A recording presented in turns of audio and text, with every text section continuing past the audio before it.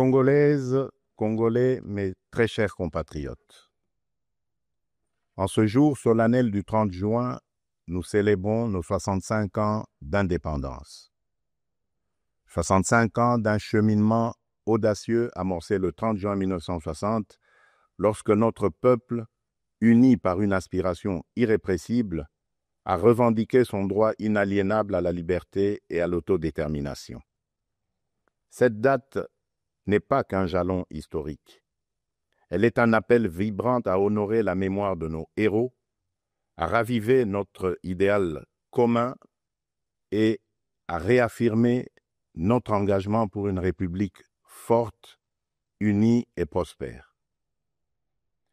En ce jour de souvenir et d'espérance, j'honore la mémoire de nos pères fondateurs, Joseph Kasavubu, Patrice Emery Lumumba, et de tous ceux qui, souvent dans l'anonymat, ont offert leur vie en sacrifice pour rendre possible l'idéal d'un Congo libre et maître de son destin. Leur courage est le socle de notre souveraineté, leur vision, le flambeau de notre avenir. Mes très chers compatriotes, aujourd'hui, notre célébration revêt une portée exceptionnelle.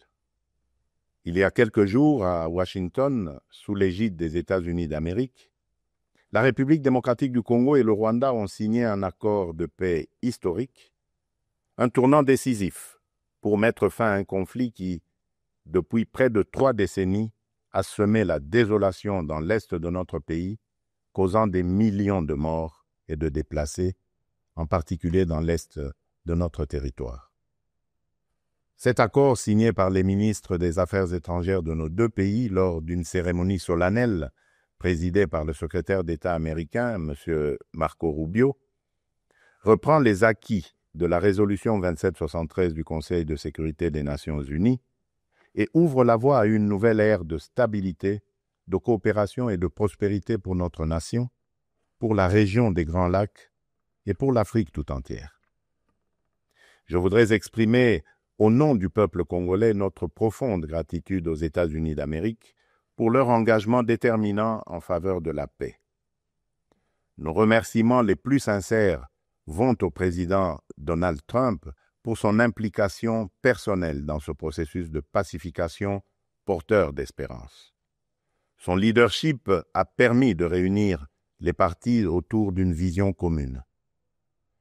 J'adresse également mes vifs remerciements à l'État du Qatar pour ses bons offices, et particulièrement au Cheikh Tamim Ben Hamad Al Thani, dont la médiation discrète et efficace a contribué à rapprocher les positions et d'ouvrir un dialogue sincère entre notre pays et le Rwanda. Je tiens également à exprimer ma profonde gratitude à 2 dignes fils de l'Afrique, dont l'engagement déterminant a largement contribué à porter la tragédie sécuritaire que traverse la République démocratique du Congo à l'attention de la communauté internationale.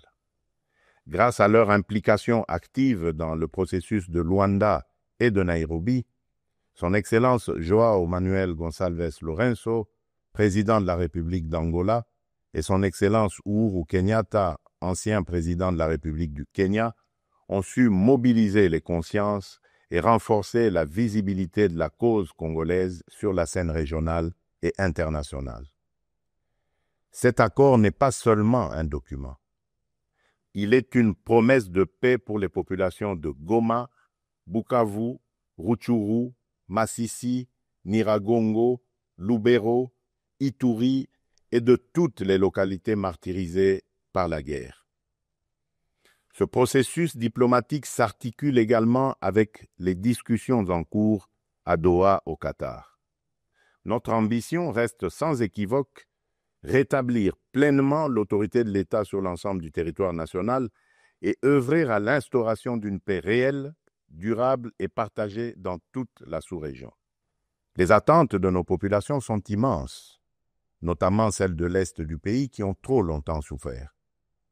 Nous abordons donc cette ultime phase du processus avec détermination, dans le respect de notre souveraineté et des aspirations légitimes de notre peuple.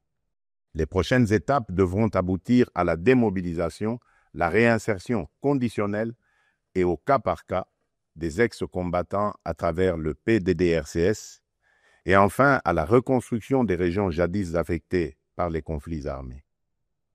Ces avancées diplomatiques s'inscrivent dans une dynamique plus large de reconquête et de l'affirmation de notre souveraineté, de redéploiement de notre influence et de reconstruction de la confiance internationale envers la République démocratique du Congo. Elles font écho à notre récente élection comme membre non permanent du Conseil de sécurité des Nations Unies pour la période 2026-2027, une première depuis 34 ans.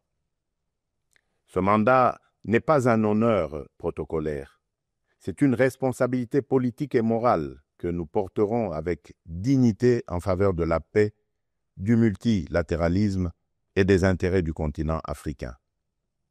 Mes très chers compatriotes, l'accord signé à Washington ouvre des perspectives inédites. Il augure une ère de paix durable, de coopération régionale et de prospérité partagée. Il nous engage à reconstruire nos communautés, à revitaliser nos économies et à restaurer la dignité de chaque Congolais.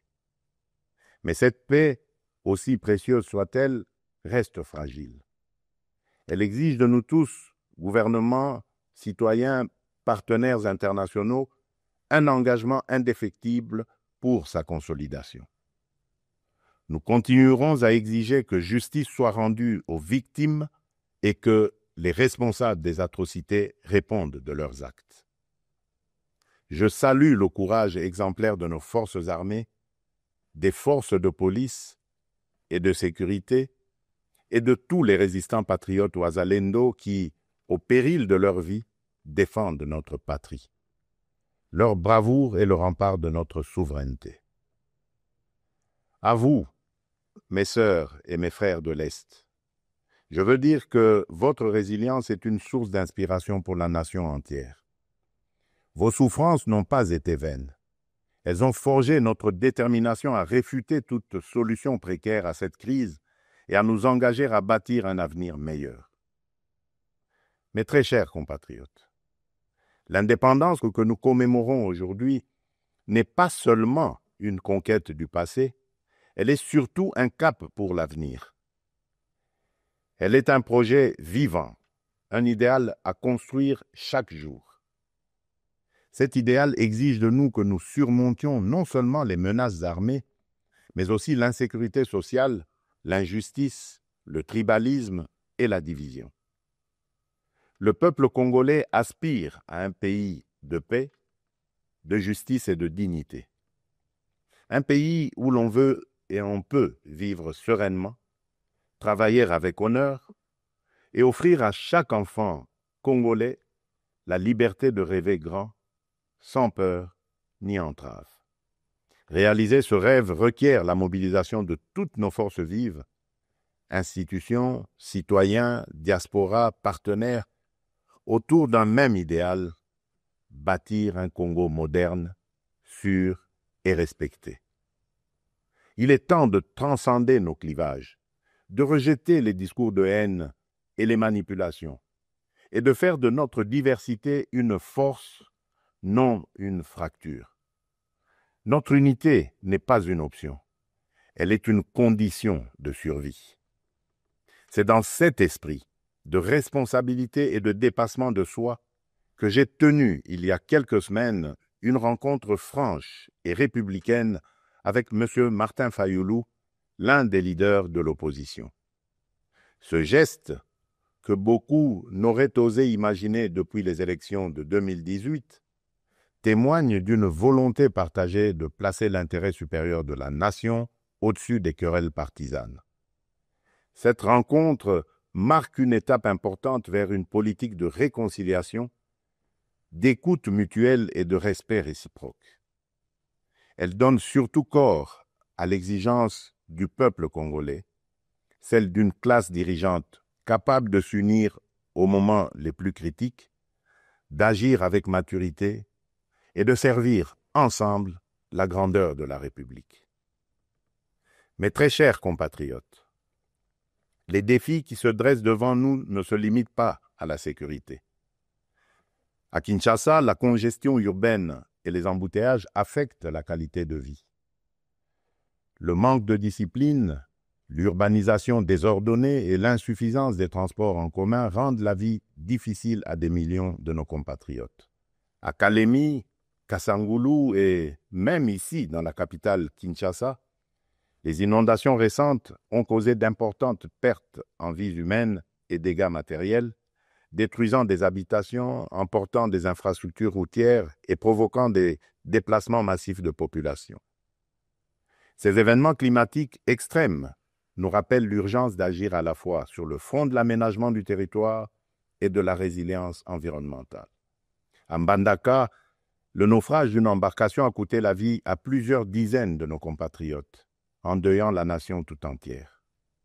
À Tshikapa, Kolwezi, Likasi, Kananga ou Kikwit, l'accès à l'eau potable, à l'électricité, aux soins de santé et à l'éducation reste une priorité pressante. Face à ces défis, l'État n'est pas resté indifférent. Il agit. Des missions de secours ont été déployées, des fonds d'urgence mobilisés, des projets structurants lancés pour renforcer les infrastructures et améliorer les conditions de vie. Mais ces efforts, aussi importants soient-ils, ne suffiront pas sans un véritable sursaut de solidarité nationale. Ils doivent être soutenus par une administration plus efficace, une meilleure coordination institutionnelle et la responsabilisation de tous les niveaux de pouvoir. J'en appelle également à un changement profond de comportement. Nous devons adopter une discipline collective, un civisme exemplaire et un respect des règles de vie en communauté. Aussi, je vous appelle à un sursaut patriotique, à une responsabilité individuelle qui fera de notre pays un modèle de stabilité et de progrès. Mes très chers compatriotes, fidèles à l'élan de notre indépendance, j'ai pris devant vous, avec une détermination sans faille, le serment de bâtir un Congo à la hauteur de nos aspirations. Avec constance et détermination, j'ai placé la transformation de notre nation au cœur de mon mandat, mu par l'ambition profonde de faire de la République démocratique du Congo une terre de justice, de prospérité partagée et de dignité retrouvée. Cette vision que je porte avec vous et pour vous irrigue chacune de nos décisions et sous-tend les réformes audacieuses que nous menons dans un esprit de renouveau et de souveraineté assumée. Aux côtés du gouvernement, j'ai engagé une série de réformes économiques, judiciaires et institutionnelles visant à asseoir un véritable état de droit, à éradiquer la corruption et à créer un climat des affaires propice à l'investissement et à l'initiative. Les premiers résultats sont tangibles. La croissance économique connaît un rebond durable. L'image de notre pays s'améliore sur la scène internationale et la confiance des investisseurs renaît. Ce regain de confiance se traduira prochainement par la signature d'un accord stratégique inédit avec les États-Unis d'Amérique dans le secteur minier. Cet accord marquera une étape décisive dans le positionnement de la République démocratique du Congo comme un acteur central de la transition énergétique mondiale et de l'économie verte émergente. Il visera à valoriser de manière souveraine nos minerais stratégiques, en particulier le cuivre, le cobalt et le lithium, tout en assurant une répartition plus équitable des retombées économiques au bénéfice des populations congolaises.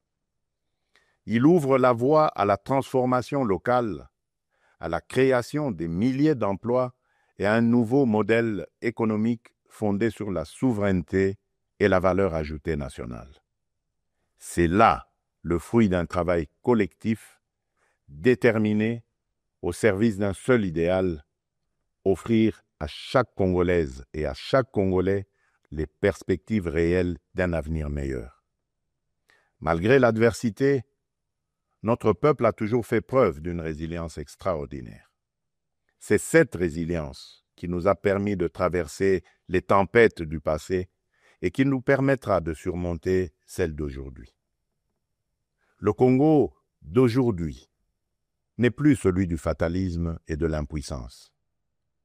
À l'aube du retour tant attendu de la paix sur l'ensemble de notre territoire, s'ouvre un nouveau chapitre de notre histoire, porté par le courage inébranlable, la résilience admirable et la solidarité agissante de toutes les filles et de tous les fils de la nation. À nos partenaires des États-Unis, de la Chine, de l'Europe, des pays du Golfe, du continent africain et du monde entier, je le dis solennellement, la République démocratique du Congo est de retour, prête à nouer des partenariats stratégiques, fiables, transparents et surtout gagnant-gagnant. Nous avons les moyens de notre ambition, des ressources exceptionnelles, une position géostratégique centrale, un peuple talentueux et surtout un leadership résolument tourné vers l'avenir. Nous sommes prêts à jouer notre rôle, notre partition face aux grands défis de notre temps. La paix, la transition énergétique, le développement durable et l'intégration africaine. Je tiens toutefois à réaffirmer avec clarté les lignes rouges de mon action. Les ressources de la République démocratique du Congo ne seront jamais bradées ni livrées à des intérêts obscurs. Elles bénéficieront avant tout au peuple congolais. Aucun compromis ne sera toléré en matière de souveraineté économique. La République démocratique du Congo ne vendra ni son avenir, ni sa dignité. Mes très chers compatriotes, le monde change et la République démocratique du Congo a son mot à dire. Notre jeunesse déborde de talent, notre sol regorge de richesses, notre peuple rayonne de dignité. Ensemble, poursuivons notre projet commun, celui de bâtir un État fort, une économie diversifiée, une société juste et équitable. Ce 30 juin, faisons de notre indépendance un idéal vivant, incarné dans chaque famille, chaque quartier, chaque ville, chaque province. Nous ne visons pas seulement la fin de la guerre, nous voulons une paix véritable, qui sera le socle d'un vaste chantier de reconstruction d'une société plus inclusive, plus solidaire et plus prospère. Le gouvernement s'y attellera avec rigueur et transparence. Mais ce chantier ne réussira que si chaque Congolaise et chaque Congolais y prend part. Alors unissons nos cœurs et marchons ensemble, main dans la main, vers un Congo fort, uni et prospère. Bonne fête de l'indépendance à toutes et à tous. Que Dieu bénisse la République démocratique du Congo, son peuple et tous ceux qui l'ont choisi comme pays de résidence. Je vous remercie.